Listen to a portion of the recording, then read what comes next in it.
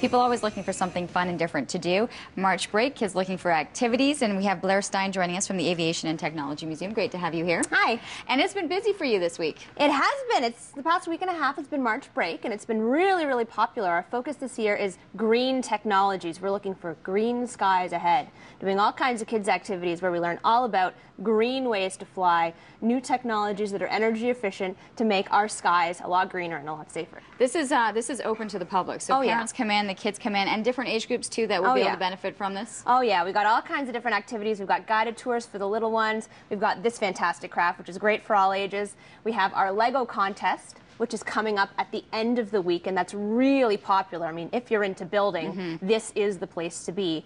And there's still lots of spots available for that. I was going to say, for that you probably have to register. Oh yeah. So that's Friday. Yeah.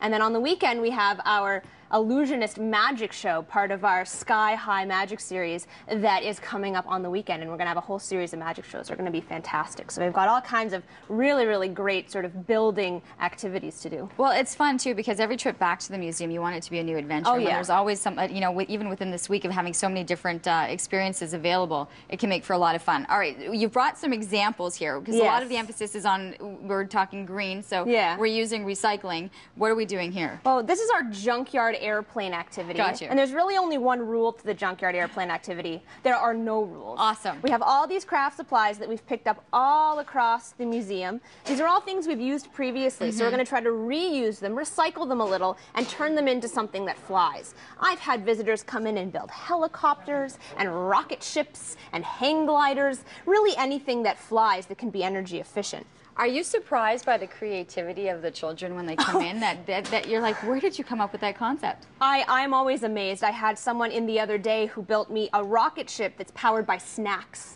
You know, very, very energy efficient, right? Thinking of things like that. So we get kids all the time who think of all kinds of great ideas. I mean, we're building gliders instead of things with engines. We're building jets that can go into space. These kids, these are going to be our engineers of tomorrow who are trying to put together these things totally. They have to start somewhere, but there's the interest for them at this young age.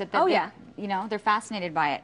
All right, so what have you done? You can show us some of the examples. Sure, well, I have created a couple of energy efficient sorts of flying machines. This one here is supposed to be solar powered. I've made some green solar panels. They're very shiny, they're fantastic.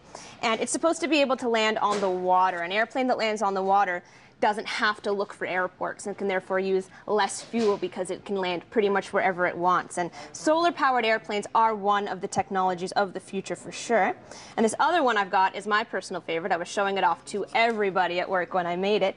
It is supposed to be a fighter jet, and it's actually got a retractable nose cone. Look at you. Yeah, I know. It took me a whole day to figure out how to engineer this.